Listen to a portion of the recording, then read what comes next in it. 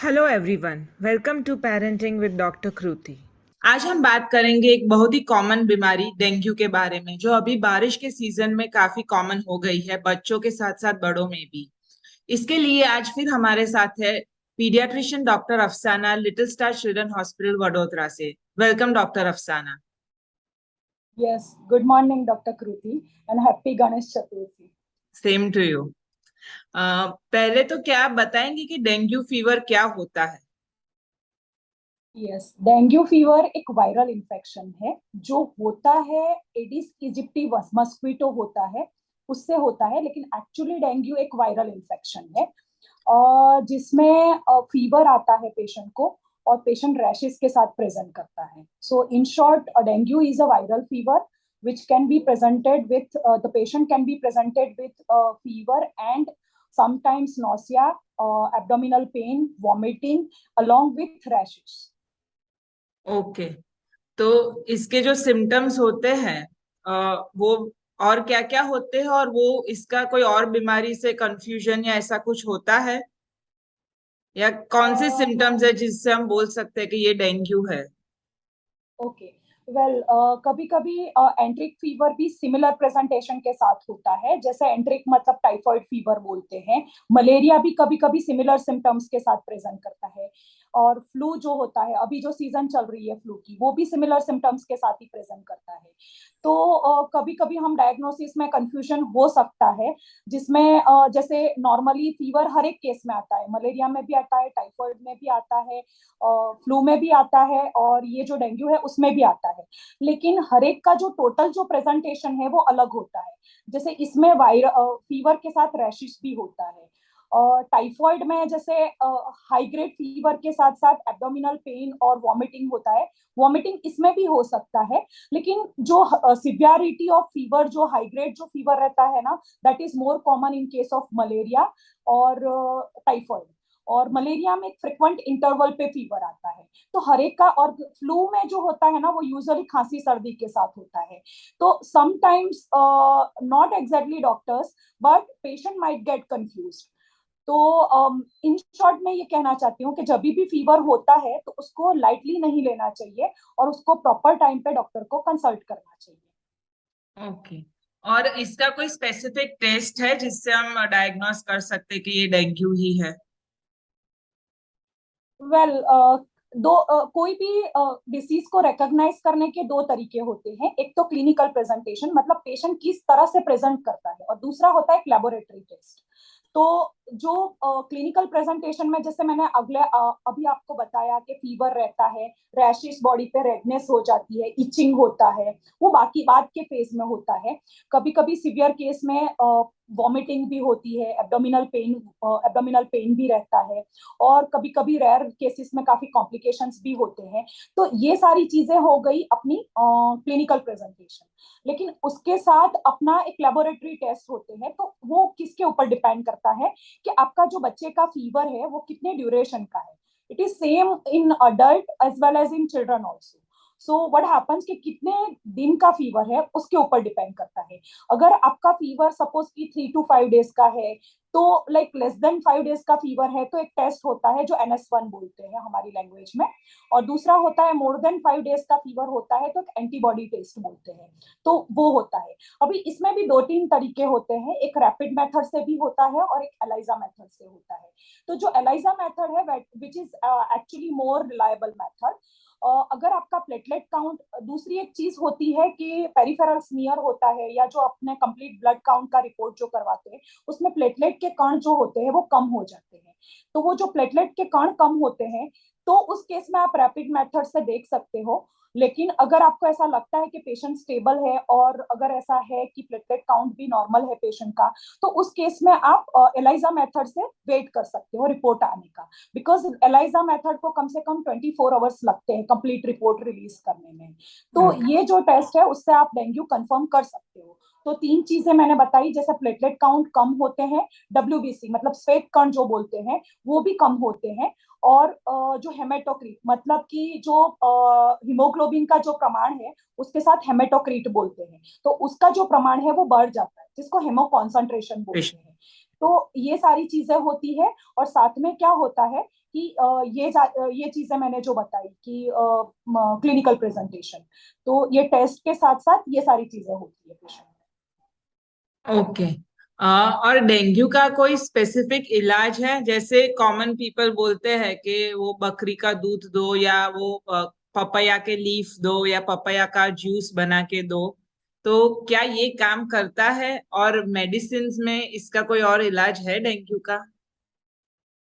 Well doctor कृति, इसके बारे में मैं आपसे ही जानना चाहती हूँ कि एज अ डॉक्टर आपको क्या लगता है, ये जो मिथ है उसके बारे में आपको क्या लगता है?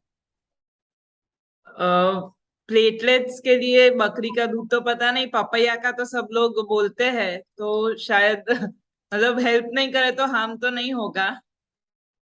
वेल ऐसा मतलब कुछ चीजें होती है तो साइकोलॉजिकल होती है, कुछ चीजें होती है प्लेसिबो का वर्क करती है। हाँ, प्लेसिबो यू अंडरस्टैंड कि पेशेंट या को ऐसा लगता है कि फील गुड इसको होता दिया है है, कि हाँ ये हाँ, कर या लिया कुछ मैंने। एडवाइस दी है। तो हाँ। इट डिपेंड, मतलब ट्रीटमेंट का क्या रहता है, depend on severity of symptoms. Patient को सिम्टम्स कैसे है, पेशेंट स्टेबल है, पेशेंट का ओरल इंटेक कैसा है, मतलब पेशेंट मुंह से ले पा रहा है कि नहीं ले पा रहा है। तो आई वुड से कि ये दो चीजें बहुत इंपॉर्टेंट है कि पेशेंट कैसा है, स्टेबल है, और ओरल इंटेक पेशेंट का कैसा है। सपोज पेशेंट को फीवर तो आ रहा है लेकिन पेशेंट का ओरल इंटेक अच्छा है, तो हम्म। आई वुड से कि अगर प्लेटलेट काउंट नॉर्मल है तो ये पेशेंट घर पे भी मैनेज हो सकता है। बट आपको प्लेटलेट का कंटिन्यूअसली मॉनिटरिंग रखना पड़ेगा, बिकॉज क्या होता है, ये प्लेटलेट बहुत ड्रास्टिकली फॉल होते हैं। तो अगर आप जो पेशेंट स्टेबल है, ओरल इंटेक अच्छा है, यूरिन आउटपुट पेशेंट का अच्छा है, तो वो पेशेंट घर पे भी मैनेज हो सकता है। बट उसमें भी फिर ऐसा है कि अगर आपको फ्रिक्वेंट मॉनिटरिंग चाहिए होगी और पेशेंट का ओरल इंटेक मॉनिटर करना पड़ेगा, यूरिन आउटपुट मॉनिटर करना पड़ेगा, तो ये सारी चीजें देखती रहनी पड़ेगी। बट अगर आपको ऐसा लग रहा है कि पेशेंट का ओरल इंटेक अच्छा नहीं है, यूरिन आउटपुट कम हो गया है, बच्चा डल लग रहा है आपको, और हाई ग्रेड फीवर के साथ साथ पेशेंट को और भी कोई सिम्टम्स है, जैसे फ्लू के कोई सिम्टम्स है, तो ये सारी चीजें इंडिकेट करती है कि पेशेंट को ज्यादा मॉनिटरिंग की जरूरत है। और सपोज के पेशेंट के प्लेटलेट फ्रिक्वेंटली फॉल हो रहे हैं या फर्दर ड्रास्टिकली फॉल हो रहे हैं, तो ये पेशेंट का और इंटेक भी अच्छा नहीं, तो ये पेशेंट को आई वुड सजेस्ट के एडमिट करना बेटर रहेगा। और उसमें भी फिर कैटेगरी है कि आपके प्लेटलेट काउंट कितने हैं। तो डिपेंड कि अगर सपोज कि 50,000 के नीचे प्लेटलेट होते हैं तो यूजुअली फिजिशियन है या इंटेंसिविस्ट है या फिर पीडियाट्रिशियन है। All those people are admitting those people less than 50,000 को यूजुअली हम करते हैं कि आईसीयू में एडमिट करते हैं, बिकॉज उसमें क्या रहता है कि फिर कहीं पर भी पेटे की ब्लीडिंग कहीं कोई भी साइड से, because it is but obvious कि प्लेटलेट हाँ, कम होते हैं तो कहीं से भी ब्लीडिंग होने के चांसेस रहते इस हैं। बढ़ और जाए। फिर ग्रेजुअली बच्चा शॉक में भी जा सकता है। तो ये, और शॉक में जाने के साथ साथ बहुत सारे कॉम्प्लिकेशंस भी हो सकते हैं। तो ये सारी चीजें हम कर सकते हैं। तो that is all depend on patient की क्लिनिकल कंडीशन कैसी है और पेशेंट का ओरल इंटेक कैसा है, और साथ में एसोसिएटेड कोई सिम्टम्स है कि नहीं है। तो ये सब चीजें देख के हम डिसाइड करते हैं कि पेशेंट को क्या करना है, घर पे मैनेज हो सकता है या हॉस्पिटल। और सपोज कि हॉस्पिटल में हमने मैनेज करना है, तो इसका माइल्ड सिम्टम्स अगर रहते हैं तो उसका एज सच ऐसी कोई मेडिसिन नहीं है कि उसको देने के बाद तुरंत पेशेंट अच्छा हो जाएगा, ऐसा नहीं है। बट वो ग्रेजुअल सेल्फ लिमिटिंग डिसीज है, तो वो ग्रेजुअल रिकवरी आती है, तो थोड़ी पेशेंस रखनी पड़ती है। उसमें क्या होता है, सपोर्टिव ट्रीटमेंट होती है और सिम्टोमेटिक ट्रीटमेंट होती है। तो सपोर्टिव ट्रीटमेंट में हम आईवी फ्लूइड्स देते हैं और कुछ मल्टीविटामिन देते हैं अगर ओरल इंटेक अच्छा है तो। और सिम्टोमेटिक ट्रीटमेंट में हम एंटीपायरेटिक्स मतलब फीवर की मेडिसिन देते हैं। उसके अलावा अगर कोई एसोसिएटेड सिम्टम्स हो, कफ कोल्ड हो, तो उसकी मेडिसिन हम साथ में देते हैं। तो इन शॉर्ट मैं ये कहना चाहती हूँ कि डेंगू जो है वो एक सेल्फ लिमिटिंग डिसीज है। अगर क्रिटिकल फेज में ना जाए पेशेंट, उसके पहले मैनेज कर रहे, तो पेशेंट अच्छा होने के चांसेस काफी होते हैं। बट यस, उसकी मोर्टालिटी रेट भी काफी है, अगर उसको सही टाइम पे रिकॉग्नाइज नहीं किया, सही टाइम पे अगर जरूरत है लेकिन एडमिट नहीं किया, तो सिवियरिटी ऑफ सिम्टम्स बढ़ने की और मोर्टालिटी मतलब कि पेशेंट सीरियस होने के चांसेस काफी बढ़ जाते हैं। तो ये ओके। सारी चीजें हैं। उसमें फिर ऐसा भी रहता है कि वार्निंग साइंस भी रहती है। तो वार्निंग साइंस मतलब बच्चा एब्डोमिनल पेन के साथ और वॉमिटिंग के साथ प्रेजेंट करता है। तो you even might get confuse with gastroenteritis. तो नॉर्मली गैस्ट्रोएंटराइटिस भी ऐसे ही प्रेजेंट करता है। तो even you might get confuse with gastroenteritis, but dengue में ये टिपिकल प्रेजेंटेशन होता है। ओके। और अगर डेंगू डायग्नोस हुआ है तो और कोई मेडिसिन या ऐसा कुछ है जिससे हमें डेंगू में अवॉइड करना चाहिए बच्चों के लिए? Yes, well, that is a good question, which actually parent needs to know very nicely. इसमें डेंगू में ऐसा है कि एंटीपायरेटिक्स में बहुत केयरफुली देना चाहिए. जो पैरासीटामोल है वो सेफली दे सकते हैं. फ्रिक्वेंट इंटरवल्स पे अवॉइड करना चाहिए कोई भी एंटीपायरेटिक्स भी. एटलीस्ट 4 to 5 आवर्स का गैप, मिनिमम 4 to 5 आवर्स का गैप रखना चाहिए. और उसके साथ मैं ये कहना चाहूंगी कि हमारी लैंग्वेज में NSAIDs बोलते हैं. NSAIDs, उसमें हाँ. मेफेनेमिक एसिड आता है, आइबुजेसिक आता है, कॉम्बीफ्लेम आती है. तो ये जो ड्रग्स है वो हायर ड्रग्स है. और ये क्या करती है कि प्लेटलेट, ऑलरेडी पेशेंट के प्लेटलेट अगर डाउन रहते हैं तो ये प्लेटलेट को डिस्ट्रॉय करती है. डिस्ट्रॉय इन शॉर्ट, अगर प्लेटलेट काउंट लो है तो ये NSAIDs मतलब कॉम्बीफ्लेम है, आइबुजेसिक है, मेफेनेमिक एसिड है, ये सारी ड्रग्स अवॉइड करना चाहिए, जिसकी डायरेक्ट इफेक्ट लिवर पे भी होती है और ये प्लेटलेट को भी नुकसान करती है. तो ये अवॉइड करना चाहिए मेरे हिसाब से. ओके. और दूसरा कि डेंगू की कोई वैक्सीन है? सच तो अभी तक तो कोई वैक्सीन नहीं है, बट यस एक क्वाड्रपल वैक्सीन है जो अंडर ट्रायल है. तो ओके. वो हम अभी जब आ जाएगी मार्केट में, लॉन्च हो जाएगी, तब तो ऑब्वियसली सबको पता चलेगा ही. But right now there is no vaccine. But yes prevention के लिए बहुत सारी चीजें हैं. क्या क्या कर सकते हैं हम प्रिवेंट करने के लिए, और गवर्नमेंट भी क्या स्टेप्स ले रही है डेंगू प्रिवेंट करने के लिए? वेल, गवर्नमेंट का भी बहुत इंपॉर्टेंट रोल है, बट पहले गवर्नमेंट पे जाने से पहले आई वुड लाइक टू से कि एटलीस्ट पेरेंट्स, ये सेशन पेरेंट्स के लिए है. तो पेरेंट्स को अवेयरनेस होना सबसे इंपॉर्टेंट चीज, एजुकेशन और अवेयरनेस होना, तो ये पेरेंट्स के लिए बहुत जरूरी है. फीवर की नॉलेज और पेशेंट का सिम्टम्स की सिवियरिटी, ये नॉलेज, ये सबसे इंपॉर्टेंट चीज है. सही टाइम पे डॉक्टर को दिखाना, ये एक दूसरी चीज है. उसके साथ साथ, जैसे ये मैंने आपको बताया कि एडिस इजिप्टी मस्कीटो होते हैं, तो उसको, ये क्या होते हैं, स्टेगनेंट वाटर होता है या डर्टी वाटर होते हैं, वहां पर ब्रीड होते हैं. या फिर कहीं पर भी वेस्ट डिस्पोजेबल होता है, वो वेस्ट डिस्पोजल होता है, तो वहां पर वो ब्रीड होते हैं. तो आपको चाहिए कि ये चीजें अवॉइड करनी चाहिए. अभी जैसे कि वो जो मस्कीटो होते हैं, वो जो वायरल को ब्रीड करते हैं और उसके साथ वो एक से दूसरे को जब काटते हैं तो वायरल इन्फेक्शन ट्रांसमिट होता है. तो ये जो मस्कीटो होते हैं ना, इनका एक टिपिकल प्रेजेंटेशन होता है कि ये क्या करते हैं, डे के टाइम पे काटते हैं. जैसे मलेरिया में नाइट टाइम पे होता है, हम्म. इसमें डे टाइम पे काटते हैं ये मस्कीटो. तो एक तो आप मस्कीटो कंट्रोल कर सकते हो. दूसरा, फुल स्लीव्स. नॉर्मली क्या अपने को ऐसे शॉर्ट्स पहनने का भी रहता है, बच्चे को हम ऐसे थोड़े क्यूट दिखते हैं सोच के हम थोड़ा शॉर्ट्स भी पहनाते हैं.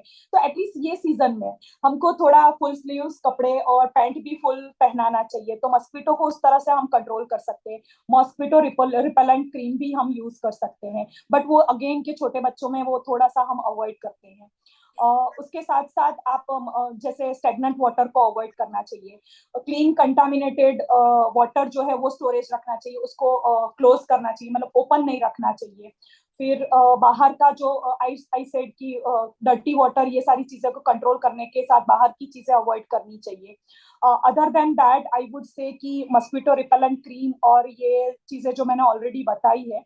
बट उसके अलावा आप जैसे हाइजेनिक एसेप्टिक प्रिकॉशंस, तो ये सारी चीजें तो आप कर ही सकते हो. तो कंटामिनेशन के साथ साथ ये सारी चीजें भी आप ध्यान रख सकते हो. ओके. और गवर्नमेंट के रोल के बारे में आप क्या बता रहे थे? Yes, well, government तो active है ही, Dr. Kruti. As you know, the government is doing lot of work nowadays. So, government भी यही चीज कर सकती है कि हर जगह पे, जैसे अपने इवन आई वुड से कि कुछ कुछ एजुकेटेड लोग भी कहीं पर भी कचरा फेंक देते हैं. तो ये सोच चीजें हैं जहां पर कहीं पर भी डिस्पोजल फेंकना, तो ये एक प्रॉपर जगह पे डिस्पोजल होना चाहिए, तो जिसकी वजह से मस्कीटो ब्रीड नहीं होते हैं. और बाहर का जो वाटर स्टोरेज है, जैसे अभी रेनी सीजन है तो वाटर कहीं पर भी स्टेगनेंट होता है, तो उसको निकालने का एक रास्ता निकालना चाहिए. तो that government is already doing, but उसमें थोड़ा सा और एक्टिव अवेयरनेस के साथ ये चीजों को कंट्रोल कर सकती है. और मस्कीटो कंट्रोल के जो भी प्रॉपर मेजर्स है, जो ऑलरेडी गवर्नमेंट करती है रेगुलरली इंटरवल पे, बट ये भी गवर्नमेंट ध्यान में रख सकती है. और थोड़ा सा रेडियो में या टीवी में एड देके कि डेंगू के अवेयरनेस की एड्स देकर, या फिर ऐसे थोड़े शॉर्ट्स क्लिप्स डाल के, ये थोड़ी अवेयरनेस क्रिएट कर सकती है गवर्नमेंट. ओके. और कोई टिप्स आप देने चाहेंगे अपने पेरेंट्स को, बच्चों के? यस यस, नॉर्मली क्या होता है कि जैसे ही डेंगू सुनते हैं ना पेरेंट्स, तो पेरेंट्स बहुत पैनिक हो जाते हैं। वो डेंगू मतलब ऐसा, उनको ऐसा लगता है कि मेरे बच्चे को क्या हो गया। एक्चुअली होना भी चाहिए, लेकिन उसमें क्या है ना कि ये डेंगू मैंने पहले भी बताया कि depend on severity of symptoms. तो पैनिक नहीं होना है। जैसे फ्लू का जब सीजन चल रहा था, तब फ्लू में बहुत सारे लोग पैनिक हो जाते थे। अभी डेंगू या टाइफॉइड है तो उसकी वजह से पेरेंट्स पैनिक हो जाते हैं। And as a parents they are actually right. तो पैनिक होना भी चाहिए, बट उसके साथ साथ कुछ चीजों का ध्यान रखना चाहिए। जैसे हाइड्रेशन मेंटेन करना चाहिए, फ्लूइड इनटेक प्रॉपरली होना चाहिए, बाकी के जो कंट्रोल मेजर्स मैंने आपको बताए वो होना चाहिए। जब भी बच्चे को कुछ भी चीज एबनॉर्मल है या फीवर परसिस्ट रह रहा है, तो डॉक्टर को तुरंत कंसल्ट करना चाहिए।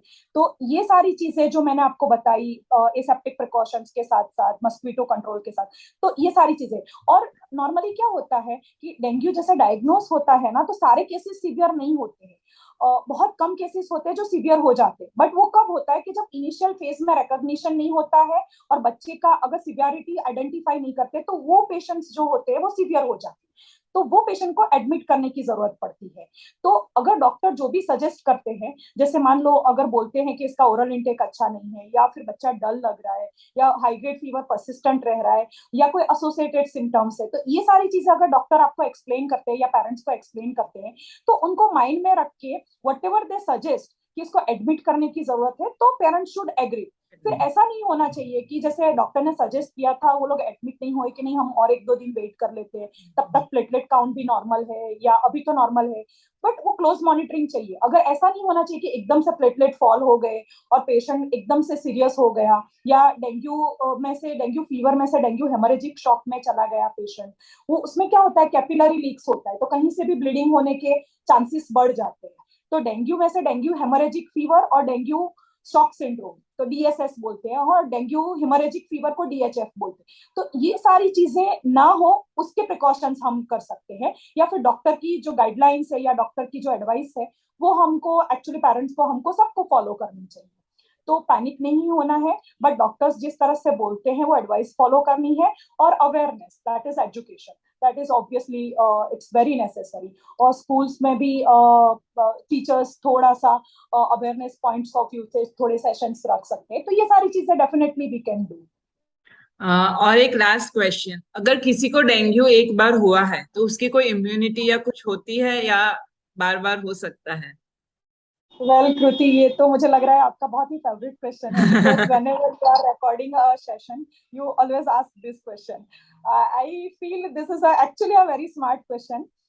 ये तो सबको होता है ऐसा कि एक बार हो गया तो नॉर्मली दूसरी बार हो सकता है कि नहीं। बहुत बार पेरेंट्स ऐसे होते हैं कि दे फील कि चलो अभी तो एक बार तो हो गया, तो अभी कभी नहीं होने अब वाला है, फ्री है, ऐसा हाँ। बोलते हैं। यस, और कुछ लोग रिलैक्स भी हो जाते हैं। तो ऐसा नहीं है, dengue can happen even 2 times, even 3 times. I have seen the patients की 2 बार क्या 3 बार भी हुआ है। तो ऐसा नहीं कि लास्ट ईयर हो गया तो इस साल नहीं होगा, ऐसा नहीं है। तो dengue can happen any time, और इन एनी फ्रिक्वेंसी। तो हम्म। इट्स नॉट लाइक कि एक ही बार होता है। हाँ, तो तो ये, स्पेशली पेरेंट्स को ये कहना चाहेंगे कि रिलैक्स नहीं हो जाए, प्रिकॉशंस तो यस, रखनी है। Definitely definitely. और इसके साथ में और एक चीज कहना चाहूंगी कि डेंगू का जो प्रेजेंटेशन होता है ना, वो भी जानना बहुत जरूरी होता है। एक्चुअली क्या होता है कि इसमें 3 फेज होते हैं, जिसमें एक फर्स्ट फेज होता है, फेब्राइल फेज होता है, जिसका पीरियड जो होता है, डेंगू का जो इंक्यूबेशन पीरियड होता है ना, मतलब जो मच्छर मस्क्वीटो काटते हैं, एडिस हाँ। इजिप्टी फीमेल मस्क्वीटो, तो उसके बाद का जो इंक्यूबेशन पीरियड, मतलब काटने के बाद कितने दिन में प्रेजेंटेशन हो सकता है, हाँ। तो रफली ऑन एन एवरेज 1 वीक का पीरियड, 8 to 10 days, रफली 1 वीक का पीरियड ओके। रहता है। और उसके बाद फर्स्ट फेज जो होता है वो फेब्राइल फेज होता है, जिसमें फीवर होता है, कोई कोई केस में एब्डोमिनल पेन और वॉमिटिंग भी हो सकती है, नौसिया भी हो सकता है। तो ये सारी चीजें होती है। उसके बाद वाला जो फेज होता है, वो जो होता है वो क्रिटिकल फेज होता है, जिसमें वो कैपिलरी लीक्स, जैसे मैंने बोला, प्लेटलेट फॉल होना शुरू होते हैं। हाँ। और जैसे मैंने बोला, डब्ल्यूबीसी के कण, जो व्हाइट कण जो बोलते हैं, वो भी कम हो जाते हैं। और हेमो कॉन्सेंट्रेशन, हेमेटोक्रिट का जो लेवल है, हीमोग्लोबिन और हेमेटोक्रिट का लेवल, वो बढ़ जाता है। तो ये जो फेज है, इसमें बहुत केयरफुल रहना चाहिए।